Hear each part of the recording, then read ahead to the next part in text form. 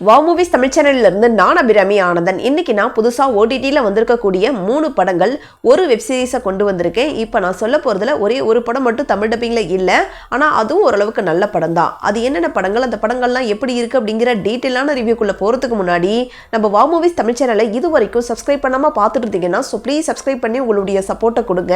இந்த வீடியோ உங்களுக்கு பிடிச்சிருந்துச்சு அப்படின்னா லைக் பண்ணுங்கள், கமெண்ட் பண்ணுங்கள், ஷேர் பண்ணுங்கள். இப்போ வாங்க நம்ம வீடியோக்குள்ளே போகலாம்.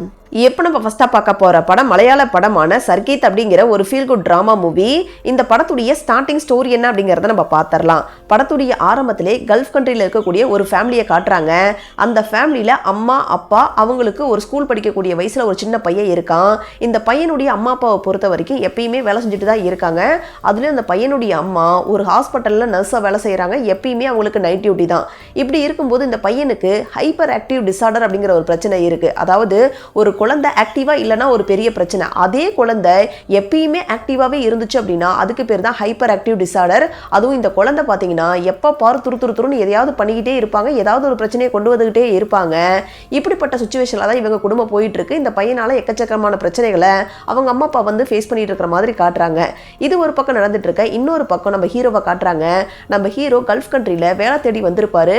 ஆனால் வேலை கிடைச்சப்பாடே இல்லை. ஒவ்வொரு ஆஃபீஸ்க்காக வந்து இன்டர்வியூக்கு ஏறி இறங்கிட்டு இருக்காரு. எங்கேயுமே வேலை கிடைக்கல, இருக்கிறதுக்கு இடமும் இல்லை, சாப்பிட்றதுக்கு சாப்பாடு கூட இல்லாமல் ரொம்பவே கஷ்டப்பட்டு இருக்காரு. இப்படிப்பட்ட ஒரு சுச்சுவேஷனில் இவங்க 2 பேருடைய வாழ்க்கையும் ஒரு புள்ளியில இணைய இதுக்கப்புறம் என்ன நடந்துச்சு அப்படிங்கிறது தான் இந்த படத்துடைய மீதி கதை.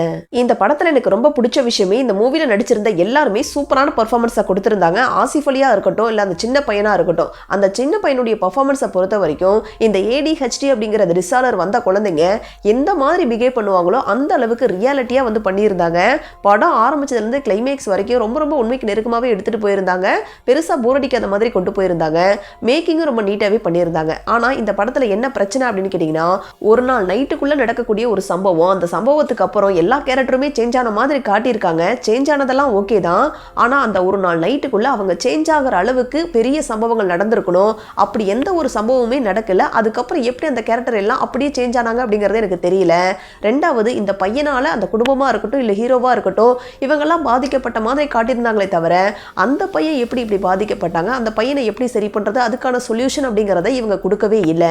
இந்த மாதிரி ஒரு சில பிரச்சனைகளும் இந்த படத்துல இருக்க தான் செய்யுது. ஆனா ஓவராலா ஒரு மொத்த படமா பார்க்கும்போது ஸ்டார்டிங்ல இருந்து கிளைமேக்ஸ் வரைக்கும் பெருசா போர் அடிக்காம போன ஒரு படம். தாராளமா ஒரு தடவை ட்ரை பண்ணி பார்க்கக்கூடிய ஒரு படம் தான் இந்த படம். இப்ப அமேசான் பிரைம்ல தமிழ் டப்பிங்கோடய இருக்கு. ஆனா அமேசான் பிரைம் வித் மனோரமா மேக்ஸோட நீங்க ரீசார்ஜ் பண்ணியிருந்தீங்க அப்படின்னா மட்டும் தான் இந்த படத்தை உங்களால பார்க்க முடியும். அடல்கனெல்லாம் பெருசா இல்லை, நீங்க தாராளமா ஃபேமிலியோடயே பார்க்கலாம். இப்போ நம்ம ரெண்டாவதாக பார்க்க போகிற படம் தமிழ் படமான காதல் ரீசெட் ரிப்பீட் அப்படிங்கிற ஒரு காமெடி கலந்த ஒரு ரொமான்டிக் ட்ராமா மூவி. இந்த படத்துடைய ஸ்டார்டிங் ஸ்டோரி என்ன அப்படிங்கிறத நம்ம பார்த்துடலாம். படத்துடைய ஆரம்பத்திலே நம்ம ஹீரோயினை காட்டுறாங்க. நம்ம ஹீரோயின் சூசைட் பண்ணுறதுக்காக ட்ரை பண்ணி ஒரு மலையிலேருந்து கீழே விழுகிறாங்க. இந்த சீனை கட் பண்ணி அடுத்த சீன்லேயே நம்ம ஹீரோயினை காட்டுறாங்க. ஒரு நாள் ஒரு ரூம்ல இருந்து தூங்கி எந்திரிக்கிறாங்க. அந்த இடத்த பார்த்து பயங்கரமாக கத்துறாங்க. கூட ஒரு நபரும் இருக்காரு. அவர் தான் நம்ம ஹீரோயினுடைய லவ்வர் அப்படின்னு சொல்கிறாங்க. ஆக்சுவலாக என்ன நடந்திருக்கு அப்படின்னு பார்த்தீங்கன்னா, நம்ம ஹீரோயின் மலையிலேருந்து கீழே விழுந்தது அவங்களுக்கு தலையில அடிபட்டு கடந்த ஒரு சில வருஷங்களால் நடந்த சம்பவங்கள் மட்டும் மறந்து போயிருக்கு. எப்பெல்லாம் இவங்க தூங்கி எந்திரிக்கிறாங்களோ அப்பெல்லாம் இவங்களுக்கு பழசெல்லாம் மறந்து போயிடுது. இப்படி இருக்கும்போது ஆக்சுவலா இவங்களுடைய பாஸ்ட்ல என்னதான் நடந்துச்சு, சூசைட் பண்ணிக்கிற அளவுக்கு இவங்களுடைய வாழ்க்கையில் நடந்த சம்பவங்கள் தான் என்ன, கடைசியா இவங்களுக்கு பழசெல்லாம் ஞாபகம் வந்துச்சா இல்லையா அப்படிங்கிறது தான் இந்த படத்துடைய மீதி கதை. இந்த படத்துல எனக்கு ரொம்ப பிடிச்ச விஷயமே, இந்த படத்துல நடிச்சிருந்த ஜியா சங்கர், அர்ஜுன் அசோகன், MS பாஸ்கர் அப்படின்னு சொல்லிட்டு எல்லாருமே ஓரளவுக்கு நீட்டான ஒரு பர்ஃபார்மன்ஸை கொடுத்திருந்தாங்க. அதுலயும் செகண்ட் ஹாஃப்ல அர்ஜுன் அசோகன் வரக்கூடிய போர்ஷன் எல்லாம் ஓரளவுக்கு நல்லா ஃபன்னாவே காமெடியாவே இருந்துச்சு. மேக்கிங்கை பொறுத்த வரைக்கும் சினிமோட்டோகிராஃபி ஓரளவுக்கு நீட்டாவே பண்ணியிருந்தாங்க. சாங்ஸ் எல்லாம் கேட்ட மாதிரி இருந்தாலும் ஓரளவுக்கு நீட்டாவே இருந்துச்சு. ஆனா இந்த படத்துல என்ன பிரச்சனை அப்படின்னு கேட்டீங்கன்னா, ஹீரோயின் கூடிய ஒரு நபர் காதல் கொண்டேன் தனுஷ் மாதிரியே சுத்திட்டு இருப்பாரு. அந்த நபர்கிட்ட இருந்து எமோஷனலா எந்த ஒரு காட்சிகளுமே கனெக்ட் ஆகவே இல்லை. லவ் சீக்வன்ஸும் பெருசா ரசிக்கும்படியா இல்லை. படத்துல எக்கச்சக்கமான லாஜிக் மிரல்கள் இருக்கு. கிளைமேக்ஸ் எல்லாம் பாத்தீங்கன்னா கிரீன் மேட் போட்டு தான் எடுத்திருக்காங்க அப்படிங்கிறது அப்பட்டமா அப்படியே தெரியுது. கிளைமேக்ஸில் இவங்க ஒரு கான்செப்டை உள்ளே கொண்டு வந்திருக்காங்க.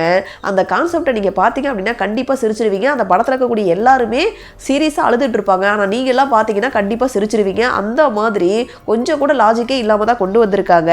ஒவ்வொரு சீக்வன்ஸுமே ஏதோ ஒரு படத்தில் பார்த்த மாதிரியே தான் இருக்குது. சுவாரஸ்யமாகவும் இல்லை, ரசிக்கும்படியாகவே இல்லை. இந்த படத்தில் ஹீரோயினுக்கு தலையில் அடிபட்டுச்சா இல்லை டைரக்டருக்கு அடிபட்டுச்சா அப்படிங்கிறதே தெரியல. ஏன்னா இதுக்கு முன்னாடி அவர் எடுத்த தெய்வ திருமகள், மதராசப்பட்டினம், தாண்டவம் இந்த மாதிரியான படங்கள்லாம் எமோஷனலாக சூப்பராகவே கனெக்ட் ஆகும். அந்த மாதிரி மாதிரி எந்த ஒரு சீக்வன்ஸுமே இந்த படத்தில் இல்லை. என்னை பொறுத்த வரைக்கும் இந்த படம் ஒரு ஆவரேஜான ஒரு படம் தான். IMDbல 10க்கு 7.3 ரேட்டிங்ஸ் கொடுத்துருக்காங்க. ஆனால் அந்த அளவுக்குலாம் இந்த படம் ஒருத்தே கிடையாது. டைம் பாஸுக்காக வேணால் ஒரு தடவை ட்ரை பண்ணி பார்க்கலாம். இந்த படம் இப்போ Amazon Primeலேயே அவைலபிளாக இருக்குது. அடல்கனல்லாம் எதுவுமே இல்லை, நீங்கள் தாராளமாக ஃபேமிலியோடையே பார்க்கலாம். இப்போ நம்ம மூணாவதாக பார்க்க போகிற படம் தாய்வானீஸ் படமான மட்பர்ன் அப்படிங்கிற சூப்பர் நேச்சுரல் ஹாரர் த்ரில்லர் படம். இந்த படத்துடைய ஸ்டார்டிங் ஸ்டோரி என்ன அப்படிங்கிறத நம்ம பார்த்துடலாம். படத்துடைய ஆரம்பத்திலே ஒரு சில சம்பவங்கள் நடக்குது. அது என்ன அப்படிங்கிறத நீங்கள் படத்தை பார்த்தே தெரிஞ்சுக்குங்க. இதுக்கு அடுத்த சீன்லேயே நம்ம ஹீரோவை காட்டுறாங்க. நம்ம ஹீரோ விர்ச்சுவல் ரியாலிட்டி கம்பெனியில் வீடியோ கேம் டிசைனராக இருக்காரு. அதுவும் ஹாரர் கேம் டெவலப் பண்ணணும் அப்படிங்கிறதுக்காக ஒரு ஹாரர் லொக்கேஷனில் இருந்து மண் பொம்மை மாதிரி ஒரு குழந்தை பொம்மை இருக்குது. அந்த பொம்மையை வந்து வீட்டுக்கு எடுத்துகிட்டு வராரு. வீட்டில் பார்த்தீங்கன்னா நம்ம ஹீரோவுடைய ஒய்ஃபு ப்ரெக்னென்ட் இருக்காங்க. இந்த பொம்மை அந்த வீட்டுக்குள்ள வந்ததுக்கு அப்புறம் ஹீரோவுக்கா இருக்கட்டும் இல்ல ஹீரோயினுக்கா இருக்கட்டும் நடக்கக்கூடிய அமானுஷ்யமான சம்பவங்கள் தான் இந்த படத்துடைய மீதி கதை. இந்த படத்துல எனக்கு ரொம்ப பிடிச்ச விஷயமே படம் ஆரம்பிச்சதுல இருந்து கிளைமேக்ஸ் வரைக்கும் பெருசா எங்கேயுமே போர் அடிக்காத அளவுக்கு நல்லா சுவாரஸ்யமாவே கொண்டு போயிருந்தாங்க. ஒரு சில சீக்வன்ஸ் எல்லாம் நல்லா சூப்பராகவே இருந்துச்சு. ஹாரர் சீக்வன்ஸை ஓரளவுக்கு நல்லா பெட்டராகவே பண்ணியிருந்தாங்க. மேக்கிங்கும் ரொம்ப நீட்டாகவே இருந்துச்சு.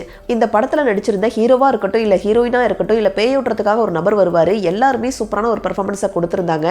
எமோஷனாகவும் ஒரு சில இடங்கள் நல்லாவே கனெக்ட் ஆச்சு.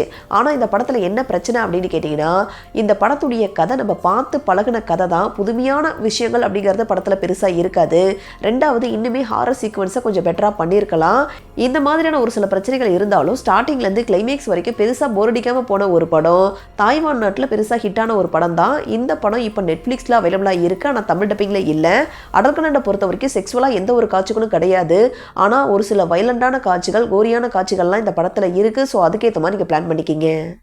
இப்போ நம்ம நாலாவதாக பார்க்க போகிறது இப்போ ரீசெண்டாக OTTயில் ரிலீஸ் ஆன தமிழ் வெப் சீரிஸான வீரப்பன் த பண்டிட் கிங் அப்படிங்கிற ஒரு த்ரில்லர் சீரிஸ். இந்த சீரிஸில் இப்போதைக்கு 6 எபிசோட் இருக்குது. ஒவ்வொரு எபிசோடும் ஆவரேஜாக ஒரு 30 மினிட்ஸ் வந்து ரன் ஆகக்கூடியது.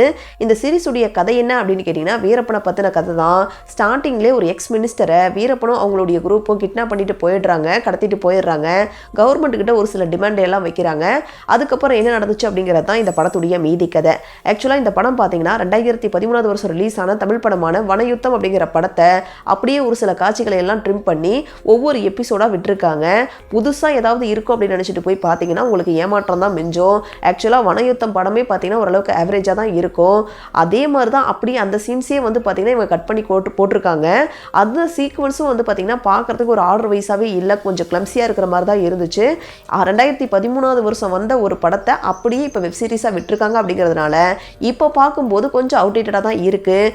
இந்த சீரிஸில் இப்போதைக்கு 6 எபிசோடு தான் வந்திருக்கு. அப்படிங்கிறதுனால 6 எபிசோடில் வரக்கூடிய ஒவ்வொரு கேரக்டருமே ஓரளவுக்கு நீட்டான ஒரு பர்ஃபார்மன்ஸை கொடுத்துருந்தாங்க. ஆனால் மேக்கிங் பார்த்தீங்கன்னா ரொம்பவே ஆவரேஜாக தான் இருந்துச்சு.